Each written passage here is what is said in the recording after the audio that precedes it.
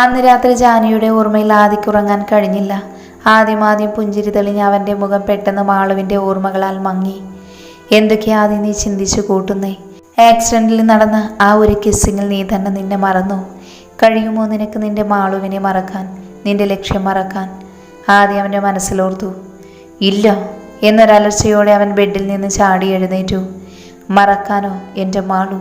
അവളുടെ സ്വപ്നങ്ങൾ, അതിലുപരി അവളുടെ പ്രാണനെ. കഴിയില്ല ഒന്നും. ഇത്രയും നാളും ഞാൻ കാത്തിരുന്നു. ഇനിയൊരു പിൻവാങ്ങലില്ല. എതിർഭാഗത്ത് നിൽക്കുന്നത് തനിക്ക് പ്രിയപ്പെട്ടവർ ആകുമോ എന്ന ഭയം, തൻ്റെ കുടുംബം എല്ലാം ചിന്തിച്ചു. ഇനിയില്ല, എനിക്കെതിരെ ആരായാലും മാളുവിൻ്റെ നീതി നടപ്പാക്കിയേ പറ്റൂ.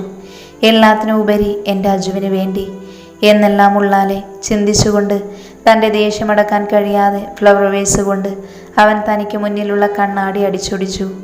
പൊട്ടിയ കണ്ണാടിക്കകത്ത് അവൻ ജാനിയുടെ രൂപം കണ്ടു. നിമിഷ നേരം കൊണ്ട് അവൻ്റെ മിഴികൾ നിറഞ്ഞു കവിഞ്ഞു. അവൻ പതിയെ അവളുടെ പ്രതിബിംബത്തിൽ തൊട്ടു. കഴിയില്ല പെണ്ണെ നിന്നെ കൂടെ കൂട്ടാൻ.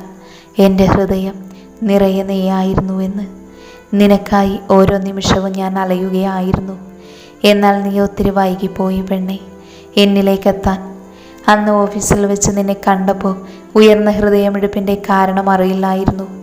പക്ഷേ നിന്റെ ഡാറ്റ നോക്കിയ നിമിഷം ഞാൻ അറിഞ്ഞു പെണ്ണെ എന്നിലെ ഹൃദയവേദന. നിന്റെ മുന്നിൽ നിൽക്കുമ്പോഴും ഞാൻ നോക്കുന്നുണ്ടായിരുന്നു പെണ്ണെ നിന്നെ. പക്ഷേ നമ്മൾ തമ്മിൽ ഒരിക്കലും ഒന്നു ചേരില്ല. നിന്നെ മനസ്സു തുറന്ന് സ്നേഹിക്കാൻ എനിക്ക് കഴിയില്ല പെണ്ണെ. ഒഴുകിയിറങ്ങിയ കണ്ണുനീർ തുടച്ചുകൊണ്ട് ആദ്യ തിരികെ ബെഡിലേക്ക് വീണു. വിധി കരുതി വെച്ചത് എന്തെന്നറിയാതെ. ഇതേ സമയം തനിക്ക് വേണ്ടി തന്നെയോർത്ത് ഒരുവൻ നേറുന്നുണ്ടെന്നറിയാതെ അവൾ ഉറക്കത്തിലേക്ക് വീണു. പിറ്റേന്ന് വയറുവേദന കാരണം ജാനു ലീവ് എടുത്തു. അഞ്ജുവിന് ലീവ് വേണമെന്നുണ്ടെങ്കിലും സായിയെ പേടിച്ച് അഞ്ജു ലീവ് എടുത്തില്ല. ഓഫീസിൽ അന്ന് തിരക്ക് കൂടുതലായതിനാൽ സായിക്ക് അഞ്ജുവിന് പൊട്ടത്തരം സഹിക്കാതെ നിവർത്തിയുള്ളിയിരുന്നു. ഇടയ്ക്ക് അവളുടെ ഓരോ ഡൗട്ട് കേൾക്കുമ്പോൾ അവൻ അവളെ അപ്പോയിൻമെൻറ്റ് ചെയ്യാൻ തോന്നിയ നിമിഷത്തെ പഴിച്ചു. എത്രയൊക്കെ അകന്നിരിക്കാൻ നോക്കിയിട്ടും ജാനുവിന് വയ്യായെന്നറിഞ്ഞപ്പോൾ അതുമുതൽ ആകെ അസ്വസ്ഥനായിരുന്നു. പിറ്റേ ദിവസം ജാനു ഓഫീസിലേക്ക് വന്നപ്പോഴാണ് ആദിക്ക് ആശ്വാസമായത്. ദിവസങ്ങൾ മാറ്റമേതുമില്ലാതെ കടന്നുപോയി. ഇതിനിടയിൽ സായിക്ക് അഞ്ജുവിനോട് സ്പെഷ്യൽ ഫീലിംഗ് ആണെന്ന് അവൻ മനസ്സിലാക്കി. ആദ്യം അവൻ അത് അംഗീകരിക്കാൻ ബുദ്ധിമുട്ടായിരുന്നു.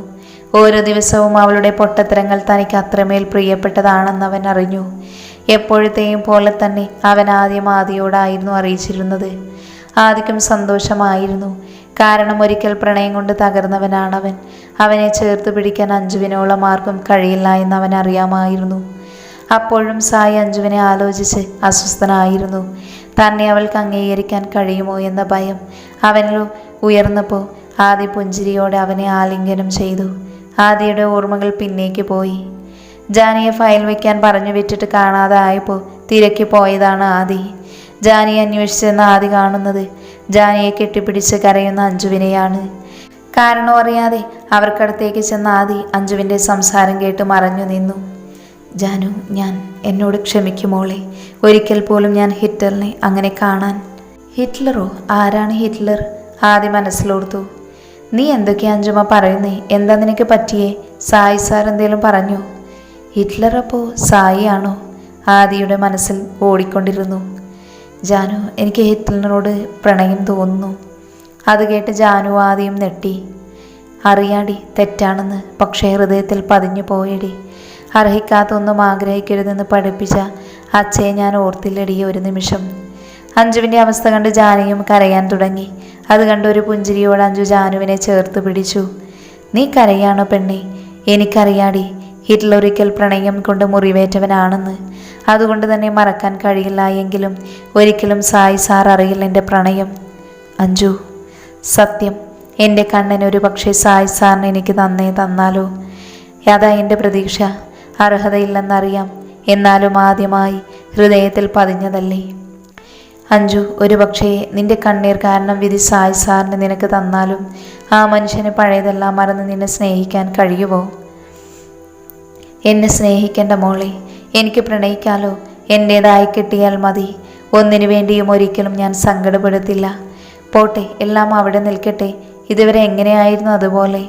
എൻ്റെ കണ്ണൻ എൻ്റെ വേദന കാണാതിരിക്കില്ല, എനിക്ക് വിശ്വാസമുണ്ട്. ഇവരുടെ സംസാരം കേട്ടുകൊണ്ടിരുന്ന ആദിക്ക് അഞ്ജുവിനോട് സ്നേഹവും വാത്സല്യവും തോന്നിപ്പോയി. ഒന്ന് പ്രണയിച്ചതിന് കണ്ണീർ വാർക്കുന്നവൾ, പ്രണയത്തിനു വേണ്ടി സ്വാർത്ഥത മാത്രം കാണിക്കുന്നവർക്കിടയിൽ നിസ്വാർത്ഥമായി തൻ്റെ സായിയെ പ്രണയിക്കുന്ന ആ പെണ്ണിനെ അവൻ നോക്കി നിന്നു.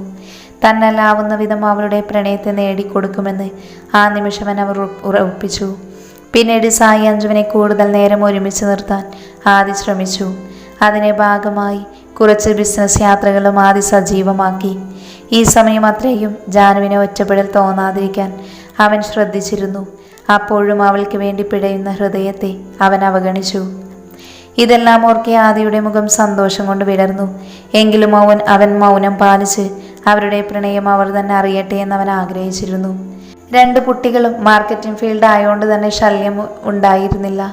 എങ്കിലും അച്ചുവിന് ജാനുവിനോട് അടങ്ങാത്ത പകയുണ്ടെന്ന് ആരും അറിഞ്ഞില്ല. അങ്ങനെ ഒരാഴ്ചയ്ക്ക് ശേഷം ആദിക്ക് ബാംഗ്ലൂർ വെച്ച് 3 ദിവസത്തേക്കൊരു മീറ്റിംഗ് ഉണ്ടായിരുന്നു. ഇങ്ങനെയുള്ള ട്രിപ്പ് പതിവായിരുന്നു എങ്കിൽ ഇത്തവണ ആദിക്കൊപ്പം സായി കൂടെ പോവേണ്ടതായി ഉണ്ടായിരുന്നു. പതിവില്ലാത്ത വിധം തൻ്റെ ഹൃദയം പിടയ്ക്കുന്നത് അവൻ അറിയുന്നുണ്ട്. മീറ്റിങ്ങിൽ പങ്കെടുക്കുമ്പോഴും അവന് കാരണം അറിയാത്തൊരു അസ്വസ്ഥത തോന്നി. എങ്കിലും അവനത് മറച്ചുകൊണ്ട് കൂടുതൽ മീറ്റിങ്ങിൽ ശ്രദ്ധിച്ചു. സായിക്ക് ആദിയുടെ മാറ്റം മനസ്സിലായില്ലെങ്കിലും തുറന്ന് സംസാരിക്കാൻ ഇരുവർക്കും അവസരം കിട്ടിയില്ല. മീറ്റിംഗ് 2 ദിവസം കൊണ്ട് കഴിഞ്ഞിരുന്നു. 3-ാം ദിവസം വൈകിട്ടോടെ അവർ വീട്ടിലെത്തി.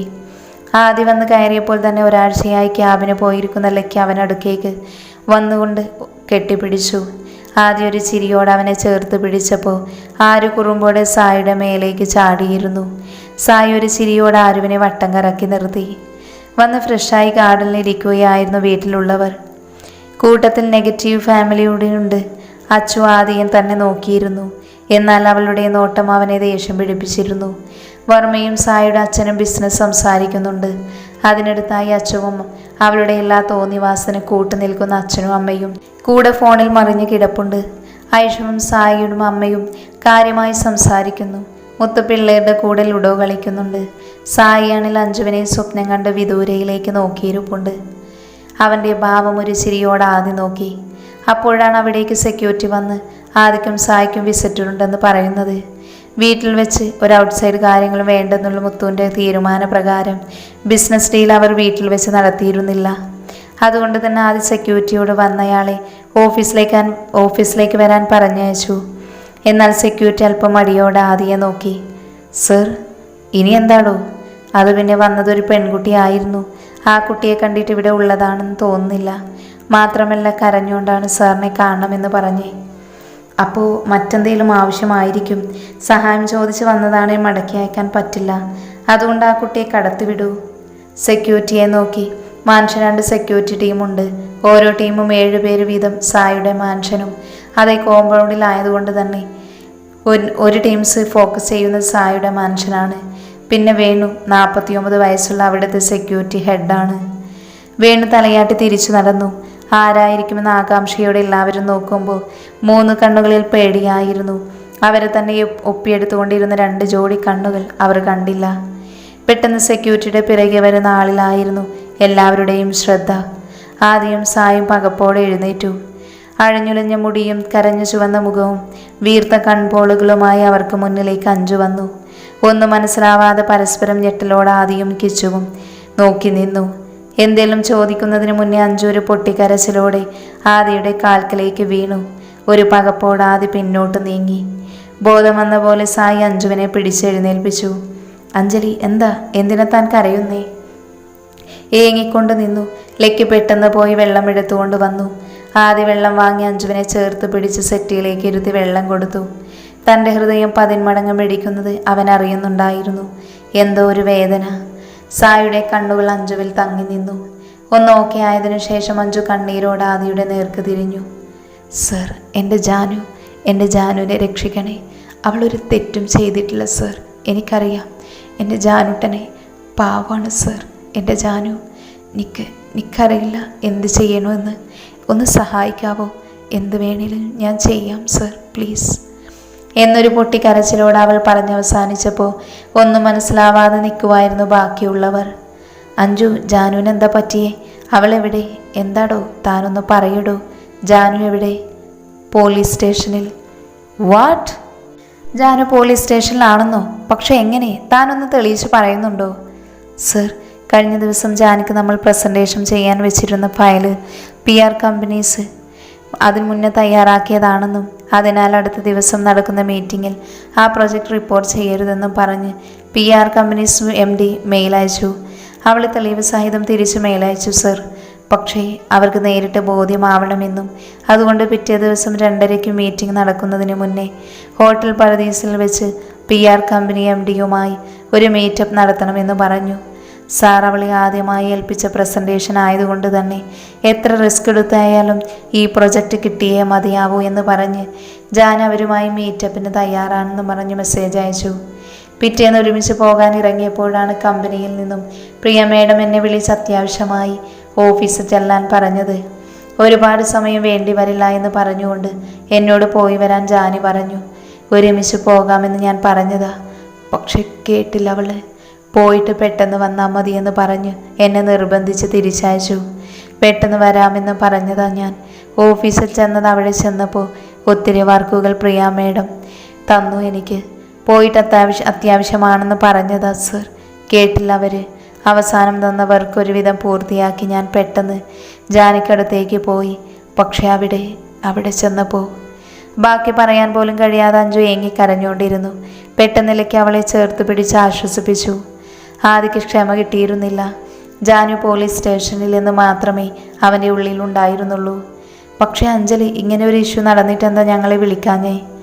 വിളിച്ചിരുന്നു. നിങ്ങളുടെ PA കാതറിൻ സംസാരിക്കാൻ ഒരു ചാൻസ് തന്നില്ല. ഇനി എന്ത് കാര്യമായാലും മീറ്റിംഗ് കഴിഞ്ഞ് സംസാരിക്കാൻ പറ്റൂ എന്ന് പറഞ്ഞു. അതുവരെ കാത്തു നിൽക്കാനുള്ള സമയമില്ലായിരുന്നു. ഇത് കേൾക്കാതെ നെറ്റിയിൽ ഒടിഞ്ഞു. ആര് വിളിച്ചാലും ഫോൺ കൊണ്ടുവരണ്ട എന്ന് താനാണ് പറഞ്ഞത് എന്നോർക്കെ അവനോട് സ്വയം ദേഷ്യം തോന്നി. അഞ്ജു, ഹോട്ടൽ പോയേ ജാനു എങ്ങനെ പോലീസ് സ്റ്റേഷനിലെത്തി? താൻ എന്തേലും പറയടൂ. ഒന്നും അറിയാതെ ലക്കിക്കും വല്ലാതെ തോന്നുന്നുണ്ടായിരുന്നു. ജാനിയും അഞ്ജുവും തനിക്ക് ആരുവിനെ പോലെയാണ്. അങ്ങനെയുള്ളവളാണിപ്പോൾ പോലീസ് സ്റ്റേഷനിൽ. ഞാൻ അവിടെ ചെന്നപ്പോൾ കുറച്ച് പോലീസുകാർ ചെന്ന് ജാനുവിനെ പിടിച്ചുകൊണ്ടു പോകുന്നതാണ് കണ്ടത്. ഒന്നും മനസ്സിലാവാതെ ഞാൻ അവൾക്കടുത്തേക്ക് പാഞ്ഞു. അപ്പോഴൊരു ഓഫീസർ പറഞ്ഞത് ഇമ്മോറൽ ട്രാഫിക്കിൽ കണ്ടുകിട്ടിയതാണെന്ന്. പകച്ചു പോയി ഞാൻ. എൻ്റെ ജാനു, താലിയെ ബഹുമാനിക്കുന്നവൾ, വിവാഹത്തെ പവിത്രമായി കരുതുന്നവൾ, തൻ്റെ മനസ്സും ശരീരവും താലി ചാർത്തുന്നവനായി കാത്തു സൂക്ഷിച്ചവൾ. അങ്ങനെയുള്ളവളാണ് ഇമ്മോറൽ ട്രാഫിക്. അവളുടെ കൂടെ നിന്നവർ അവർ തമ്മിൽ ഇതിനു മുന്നേയും കൂടിയിട്ടുണ്ട് എന്ന് മൊഴി കൊടുത്തു. കൂടുതൽ കേൾക്കാൻ കഴിയില്ലായിരുന്നു എനിക്ക്. എൻ്റെ ജാനു, എനിക്കറിയാം അവളെ. പക്ഷെ എന്നെ നിസ്സഹായയാക്കിയത് ഇതൊന്നുമല്ലായിരുന്നു സർ. അപ്പോഴത്തെ എൻ്റെ ജാനിയുടെ അവസ്ഥ അറിയില്ല എനിക്ക്. അവൾ എന്നെ കാണുന്നുണ്ടായിരുന്നോ എന്ന്. ചുറ്റും നടക്കുന്നത് എന്തെന്നറിയാതെ നിൽക്കുന്ന ഒരു കുഞ്ഞിനെ പോലെയായിരുന്നു സർ എൻ്റെ ജാനു. അവളോട് അവിടെ നിന്നവർ എല്ലാവരും കൂടെ കിടക്കാൻ റേറ്റ് ചോദിച്ചപ്പോൾ തകർന്നത് ഞാനാണ്. എൻ്റെ ജീവനാണ് ജാനു. എന്നും എപ്പോഴും എന്തിനും ഞാനൊരു നിഴൽ പോലെ അവൾക്കൊപ്പം ഉണ്ടായിരുന്നു. അവളുടെ 5-ാം വയസ്സിൽ മാമനും മാമിയും മരിച്ചപ്പോൾ ആരെയും ഒന്നിനെയും അറിയാതെ ജീവശവം പോലെ നിന്ന് അവൾക്കൊപ്പം കൂടിയതാണ് ഞാൻ. അന്ന് തൊട്ട് ഇന്ന് വരെ എന്നെ ജാനിക്കൊരു വേദനയും ഉണ്ടാവാതിരിക്കാൻ നോക്കിയതായിരുന്നു. എന്നാൽ ഇന്നെൻ്റെ ജാനിയെ വീണ്ടും പഴയ പോലെ കണ്ടപ്പോൾ തകർന്നത് ഞാനാണ്. ഇവിടെ ആരെയും എനിക്കറിയില്ല സർ. നിങ്ങളേ ഉള്ളൂ. എൻ്റെ ജാനിയെ രക്ഷിക്കണം സർ. ഞാൻ കാല് പിടിക്കാം. പാവമാ സർ എൻ്റെ ജാനുട്ടൻ. ഒരു പൊട്ടിപ്പെണ്ണ്. ഒറ്റയ്ക്കിരിക്കാൻ പേടിയുള്ളവളാണ്. ഒരു ദിവസം മുഴുവൻ തനിച്ച്. കൂടുതൽ പറയാൻ അഞ്ജുവിന് സാധിക്കുന്നുണ്ടായിരുന്നില്ല. നെഞ്ചാകെ വിങ്ങും പോലെ ശ്വാസമെടുക്കാൻ കഴിയില്ലെന്ന് വരെ തോന്നിപ്പോയി അവൾക്ക്. കൂടുതൽ കേൾക്കാൻ അവിടെ ആർക്കും കഴിയില്ലായിരുന്നു. അത്രത്തോളം ജാനിയെക്കുറിച്ച് അഞ്ജുവിനെക്കുറിച്ചും ലക്കി വീട്ടിൽ പറയുമായിരുന്നു. ജാനിയുടെ അവസ്ഥ എറിഞ്ഞ മുത്തുവും ഐഷുവും സായിയുടെ അമ്മയും നിറഞ്ഞ കണ്ണുകളോടെ നിന്നപ്പോൾ ലക്കിയുടെയും ആരുവിൻ്റെയും മിഴികൾ നിറഞ്ഞു കവിഞ്ഞു. അഞ്ജുവിനെ തന്നെ നോക്കിക്കൊണ്ടിരുന്ന സായിയുടെ മനസ്സിൽ നിഷ്കളങ്കമായി ചിരിച്ച മുഖവുമായി കുസൃതി കാണിച്ച് നടക്കുന്ന ജാനുവിൻ്റെ മുഖമായിരുന്നു. ആദ്യം നോക്കിയ സായി കാണുന്നത് ചെങ്കുടി പോൽ ചുവന്ന മുഖവും അഗ്നി പോൽ ജ്വലിക്കുന്ന രക്തവർണമായ കണ്ണുകളുമായി വേദനയാണോ പകയാണോ എന്ന് തിരിച്ചറിയാൻ സാധിക്കാത്ത വിധം വലിഞ്ഞു മുറുകിയ മുഖവും തെളിഞ്ഞു നിൽക്കുന്ന നീല ഞരമ്പുകളുമായി സർവവും ചുട്ടരിക്കാൻ നിൽക്കുന്നവനെയാണ്. അവനിലെ രാവണ രാക്ഷസൻ, സർവസംഹാരമൂർത്തി ആ നിമിഷം ഒന്നാകെ ഉണർന്നിരുന്നു. ഒരു നിമിഷം കത്തുന്ന കണ്ണുകളുമായി അച്ചുവിനെ ഒന്ന് നോക്കി അടുത്ത നിമിഷം സായി എന്നൊരലർച്ചയോടെ കാറ്റുപോലെ അവൻ പുറത്തേക്ക് പാഞ്ഞിരുന്നു. അവന് പിന്നാലെ അഞ്ജുവുമായി സായിയും ലക്കിയും പുറത്തേക്ക് ഓടി. അവർ ചെന്നപ്പോഴേക്കും ആദി കാർ റിവേഴ്സ് എടുത്തു വന്നു. പെട്ടെന്ന് തന്നെ സ്റ്റേഷനിലേക്ക് പോയി.